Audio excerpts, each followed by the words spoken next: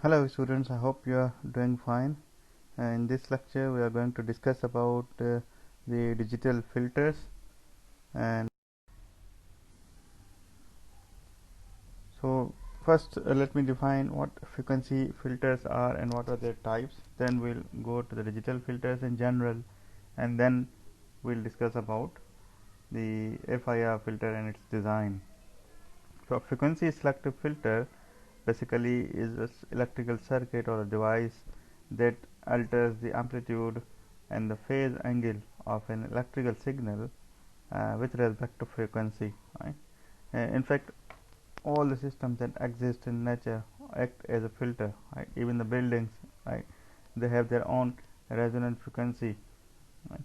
And in modern buildings where the earthquakes frequently occur, like in Japan or something, they design buildings having resonance frequency other than the seismic wave resonance frequency, right? Seismic waves resonance frequency is less than 5 hertz.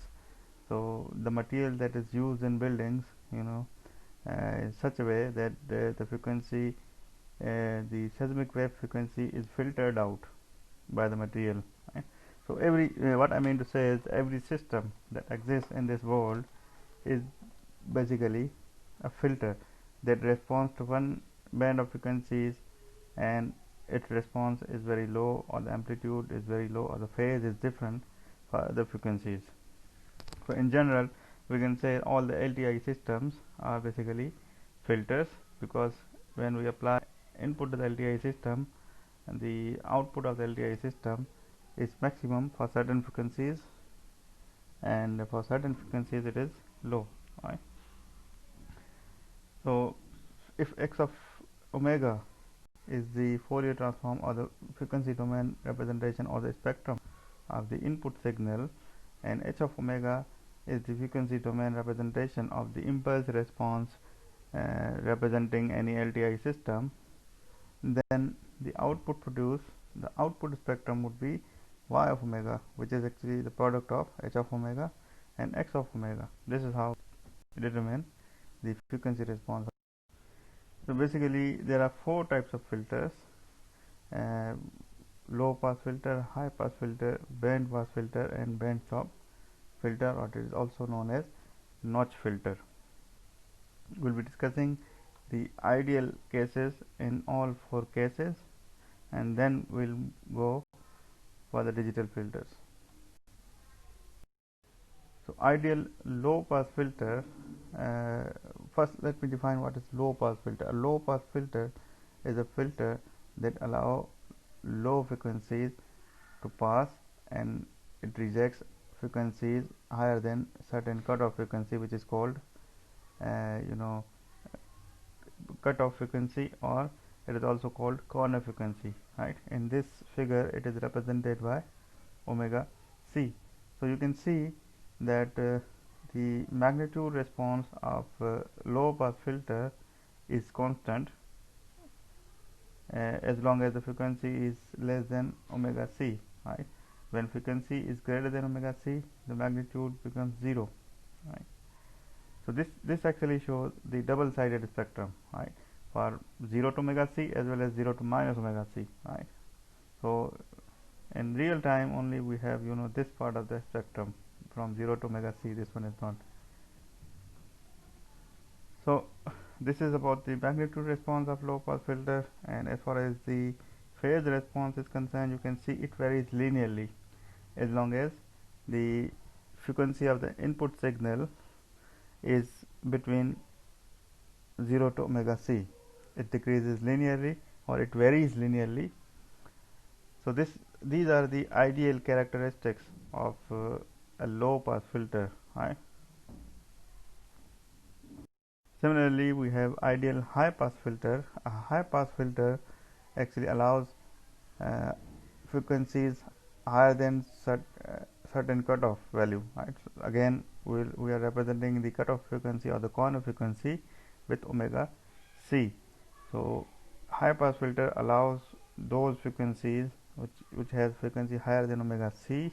You can see here the magnitude of the filter is maximum magnitude response of the filter is maximum as long as the frequency is greater than omega c, and it is 0 when frequency is less than omega c.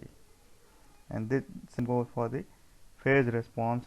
You can see that the phase varies linearly when the frequencies of the input signal are higher than omega c. So this is the ideal response of a high pass filter.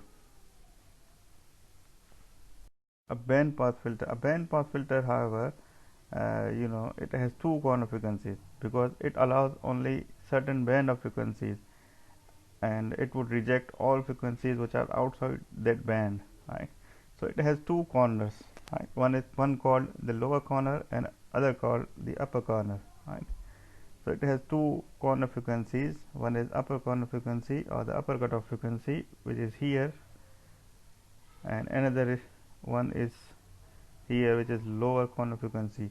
And it allows, and the difference between upper corner and lower corner is basically the bandwidth of the filter, right, which is represented by B.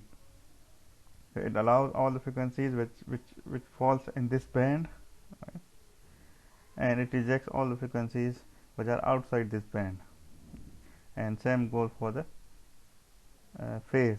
It varies linearly as long as the frequencies are within the allowed frequency range. And on the left hand side is actually the replica of the frequency and the phase response. The final type of filter is the band stop filter or the notch filter.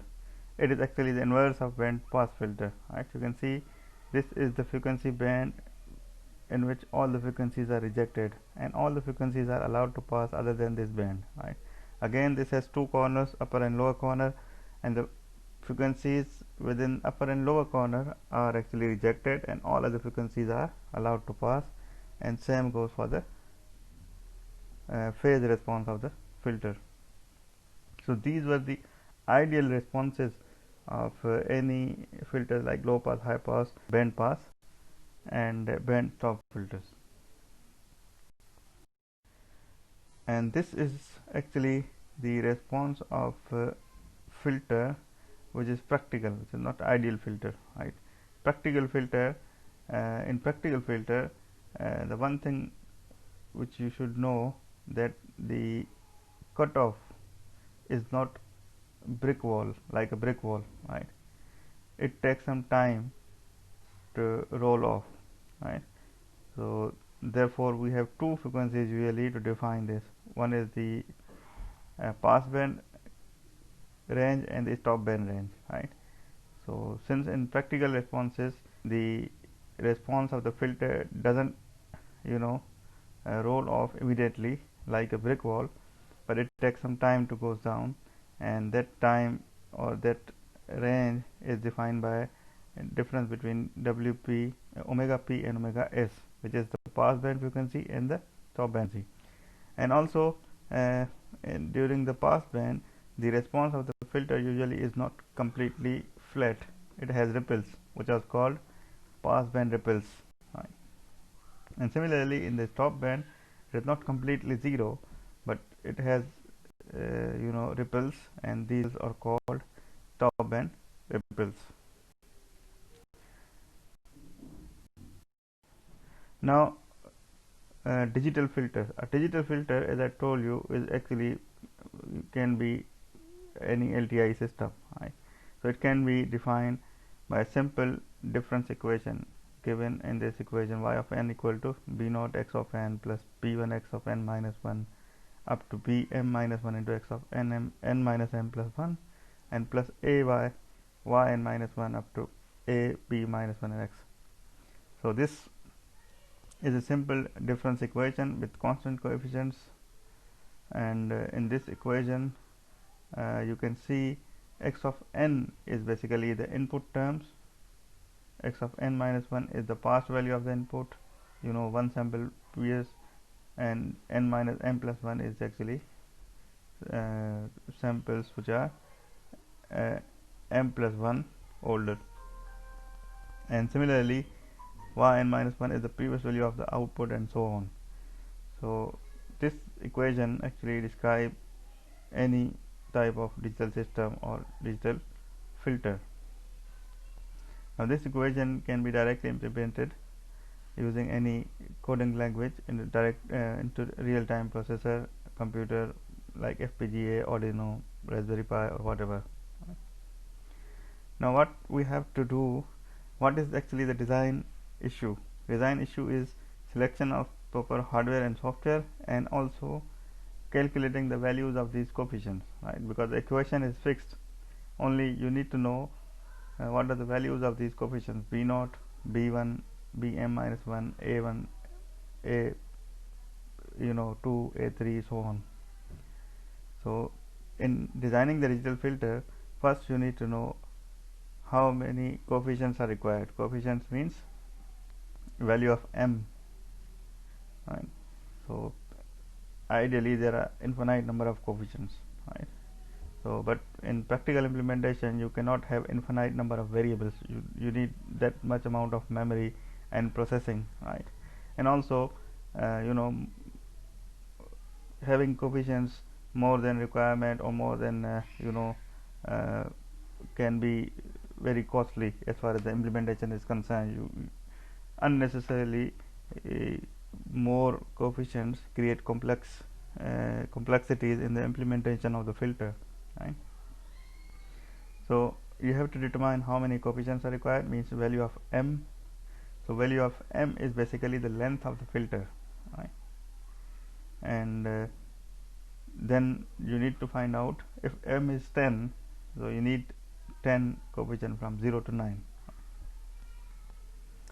So you in that case you will require b0, b1, b2, b3, b4, b5, 6, 7 up to b8, b9, and you should know the values of these coefficients, and then your equation is ready and you can actually implement into the computer using any language, right? So x of n basically input signal you can apply and put to any port of the digital computer. For example, in Arduino, at analog pins or digital pins A0, A1 or D0, D1, whatever. Similarly in FPGA or whatever, right? So this is how you can actually implement a digital filter. So in designing the digital filter, you decide what kind of response is required. That actually would give you the idea what should be the value of m, and then once you know the value of m, calculate the coefficients. Now we'll discuss about the FIR filter, which is called finite impulse response filter. Alright, so you all know what is impulse response, and finite impulse response means impulse response is finite. It has limited number of samples, right? So why actually we called this kind of filter is finite impulse response filter? The reason for that is the unit impulse response of this filter consists of finite number of terms, m plus 1 terms, right? That is, its duration in real time is finite. The duration of this filter is finite. M plus 1 is called the filter length. The alternative names are non-recursive filter or all zero filter, right? Non-recursive filter because it doesn't have any feedback. So the equation that I showed you in the previous slide has input terms and also the output terms fed back, right? So in FIR filter the output terms are ignored, so they are not fed back, right? So the equation only contains output equal to input terms, right? Like b0 multiplied by x of n plus b1 multiplied by x n minus n and so on, right? There are no output terms, so this is non-recursive filter that doesn't have any feedback. Therefore it is also called non-recursive filter, and because of this non-recursive nature, it is easement. And since there are no output terms in the equation of the filter or response of the filter, there are no poles, because poles are generated from the output equation, right? So it has only zeros, so it is also called all zero filter, or it is also called non-recursive, or the most famous one, most commonly called FIR filter.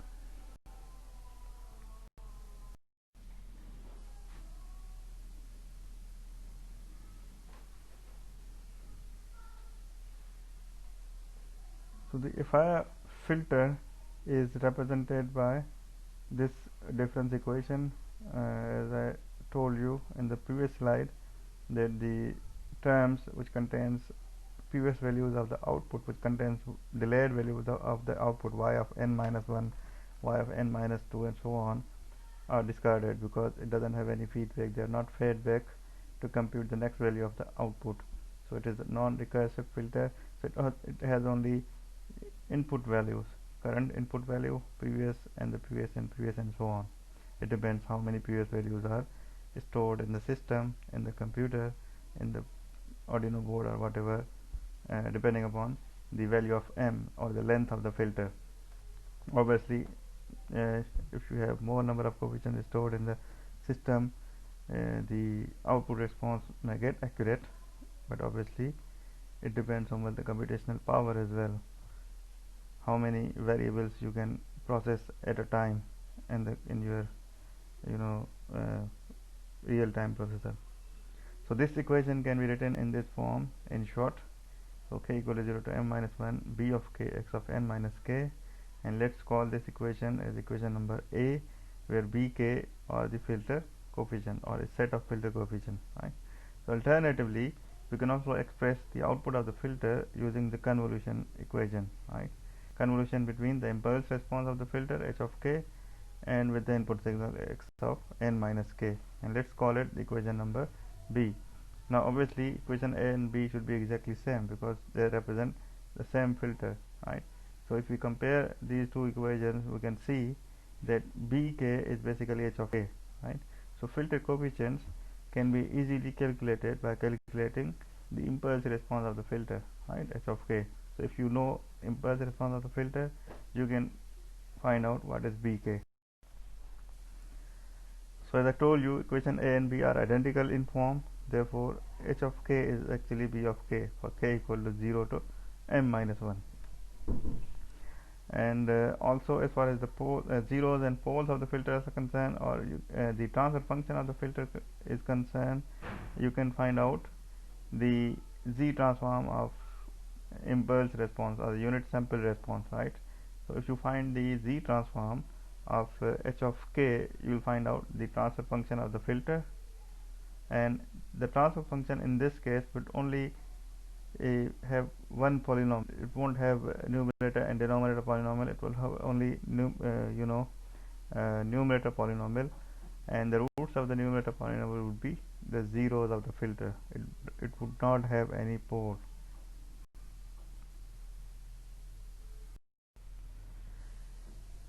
So as far as the design of FIR filter is concerned, as I told you, ideally we wish to have a brick wall magnitude response and linear phase response, but it is not possible practically.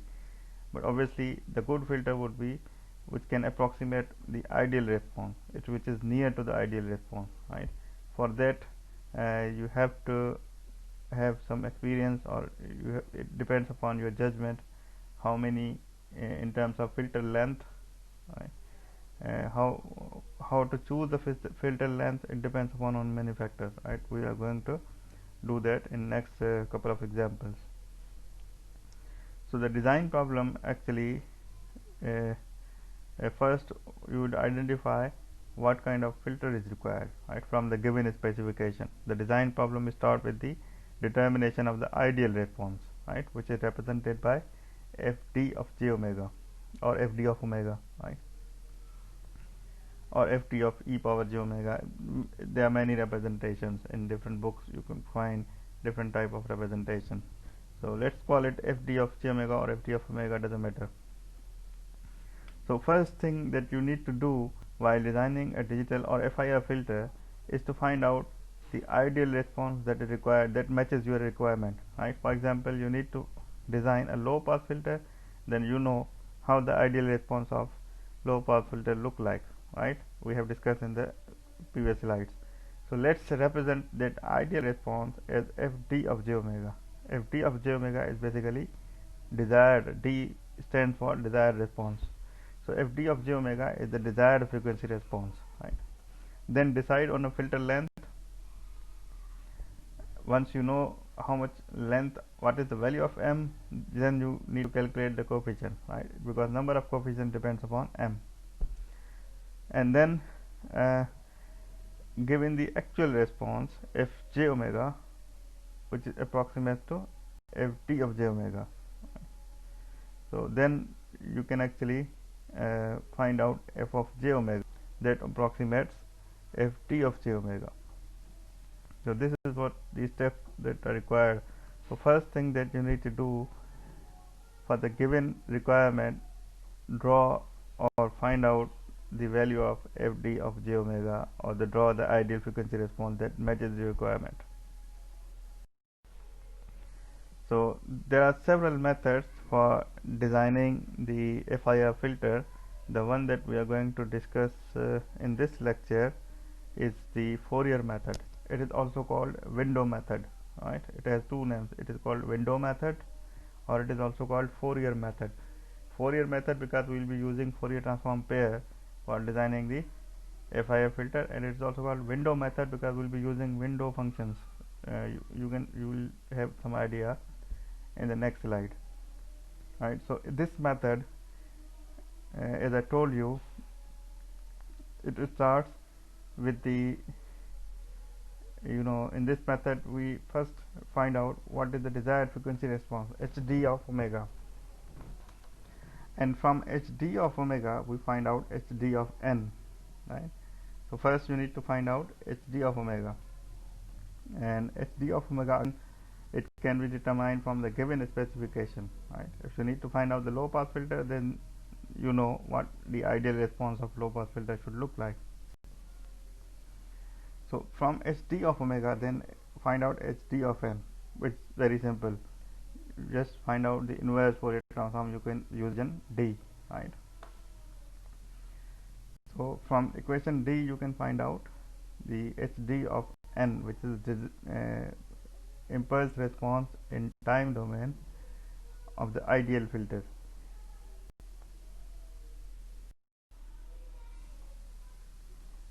Now hd of n is basically infinite in length, right? And we need a finite impulse response filter, right? Because n is independent variable and it expands from minus infinity to infinity. So we have to limit it, we have to truncate it, right? So we have to truncate it to m minus 1 m points. So n should be equal to m minus 1, where m is the length of the filter. So the response that we have obtained, the ideal response, ideal sample response, hd of n, is infinite in length. So we have to make it finite, which is actually length is equal to m by truncating it. So for truncation we have different methods available. So we'll first discuss the very simple one, which is called rectangular window function. We'll use a rectangular window to truncate the impulse response, ideal impulse response, right? So truncation is basically multiplication of hd of n with w of n, where w of n is equal to 1 when n is between 0 and m minus 1 and it is 0 otherwise. So when we will multiply w of n with hd of n, then hd of n would be non-zero when n is 0 to m minus 1 and it would be 0 otherwise, right? So in this way we can actually truncate the ideal unit sample response, and now we have a finite length impulse response of the filter, right, after multiplication with the window function. So after multiplication we get new h of n, which is actually multiplication of the ideal response, impulse response, multiplied by window function. Now h of n is equal to hd of n when n is 0 to m minus 1 and it is 0 otherwise, right? So h of n is now finite length unit sample. Now in order to understand the process of designing the FIR filter using window method or the Fourier transform method, let us solve this illustrated example. In this example we have to design a low pass zero delay FIR filter with this desired frequency response function. Hd of omega is equal to 1 when frequency is between omega c and minus omega c and omega c, and it is 0 otherwise. And this is how the magnitude and the phase response should look like. So these are the ideal responses, right? So moving on, first thing we will do is to find out Hd of n by taking the inverse Fourier transform of this function. So using the inverse Fourier transform equation, we can find out Hd of n, right? With Hd of n, this one. Now instead of limit of integral from minus pi to pi, we have it as minus omega c to omega c, right? Because these are the lower and these are the frequencies, upper and lower bound of this function. So substituting the values and evaluating the integral, you will get Hd of n equal to 1 upon n pi sine n omega c. We know it is a sinc function because the rectangular pulse, the Fourier transform of rectangular pulse is a sinc function, right? But the problem is n is infinite. It extends from minus infinity to infinity, right? So this is not the only problem with this impulse response. There are other problems that we are going to discuss in the next slide. So there are basically two problems, as I told you. The first problem is the impulse response is infinite in length, right? It should be finite in length because we are talking about finite impulse response filter. And other problem is it is double sided. It expands, it has some values for negative value of n, also positive value of n, right? So when we have some values for negative n, the system is non-causal. It is practically impossible to implement or realize it, right? Negative values of n means future values, foreknowledge, which is impossible in real time, right? You cannot have what would be the output after 50 samples. You cannot apply that as an input until you know what is the output, right? So output is impossible to determine for the future values. Therefore it is non-causal at this stage, and we have to make it causal first, and then we have to make it finite response, right? So you have to do two things. First, you have to shift this filter response to the right. You have to delay it so that there are no values for negative value of n, and also you have to make it finite length. So first, if you want to truncate it using rectangular window function, then the symmetrical truncation would give you this result, right? As you can see, this dotted rectangular function, if you multiply this dotted rectangular function with the impulse response, you will get values from minus 40 to plus 40, right? And other values would be 0, but still the filter is non-causal because it has some values for negative values of n, right? From, for example, n minus 1, n minus 2, n minus 40 up to. So how we can actually make it causal? We can shift this filter, we can delay it by m upon 2 samples, where m is the length of the window, right, or length of the filter. For example, length of the filter and the length of window would be same. So we can actually slide this function to this 0, from minus 40 to 0, right? If we can slide or delay this signal from minus 40 to 0, will make it causal, right? So before multiplying the window function, we have to delay this function. First, we have to shift the impulse response by n samples, where n is equal to m upon 2, and m is the length of the filter. So in this case, we have length of the filter 80, right? Because it is from 0 to 40 and 0 to minus 40. So total number of samples are 80. So now we have total length of the filter 80, m equal to 80, and if we delay it by 40 samples, it would start from 0 instead of starting from minus 40. So delaying the filter by 40 samples or by n samples in general, and the new response, the revised sample response or the delayed sample response would be h of ht n minus capital N equal to this, right? Or after some, you know, multiplying by omega c and dividing by omega c here in order to make this as a normalized sinc function, normalizing the sinc function. Still n is from minus infinity to infinity because we have only delayed this function, we haven't multiplied the window function with this one, right? So we have delayed the response by n samples where n is equal to m upon 2. Now we have to multiply it with the window function to make it finite.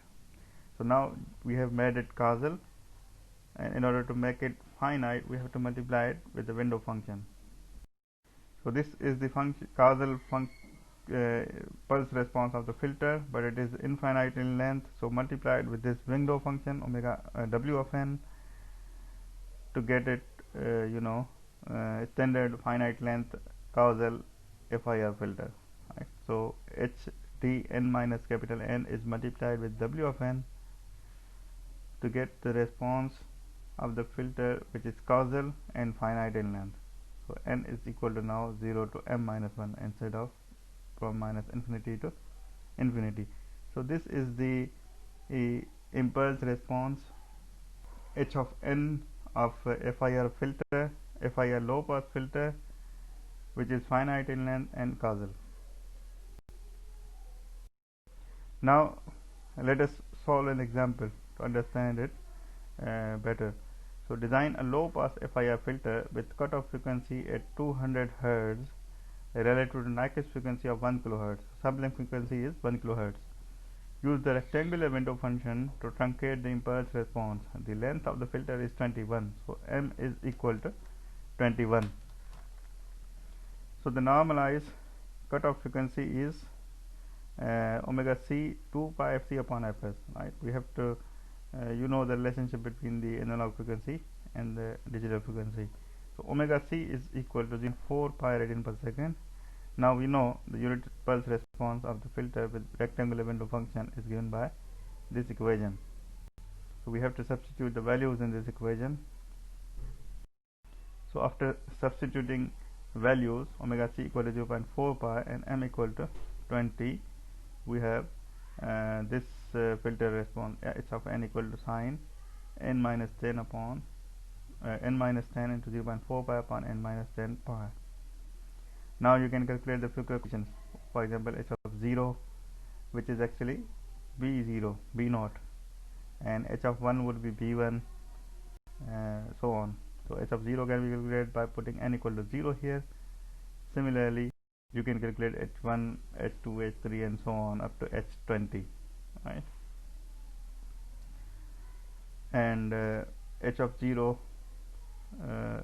is 0 and h20 is also 0, h1, h19 are equal, h10 is 0.4, whatever the values, I have to calculate all these values, and then you know h of k is basically bk. So these values are actually filter coefficients. So y of n is equal to h of 0 x of n, yeah, or you can say b0 x n, b1 x of n minus 1, b2 x n minus 2 and so on. So substitute the values, you have the difference equation here which represents the low pass filter of length 20,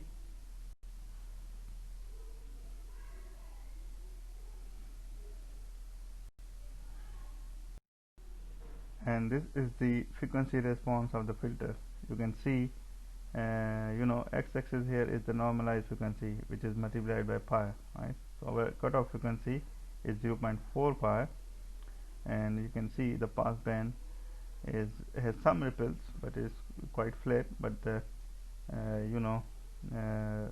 stop band has quite large ripples here because of the window function that we use, right? So window function, it was a rectangular window function, so because of that rectangular we have the frequency response of rectangular function is actually a sinc function.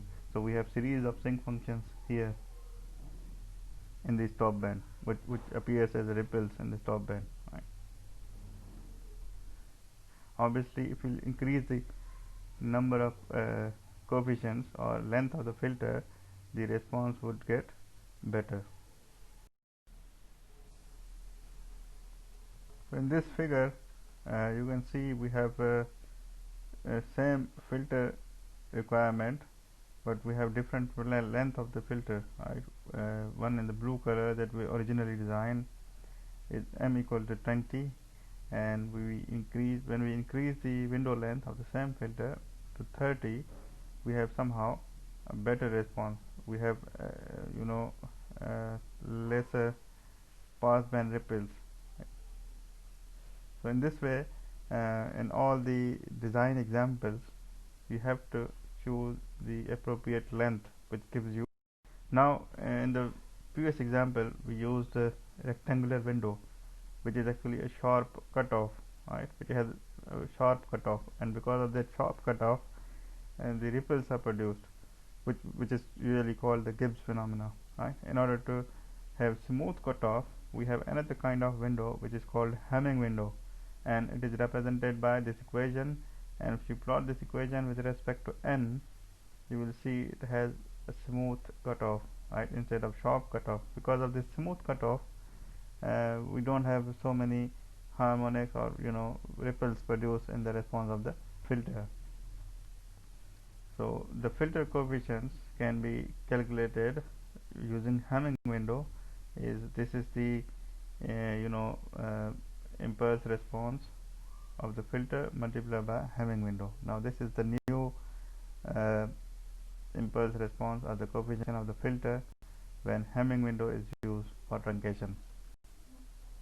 Let us repeat the same example in which we design the low pass filter with the same cutoff frequency and the sampling frequency, and instead of using rectangular window, we'll be using Hamming window, right?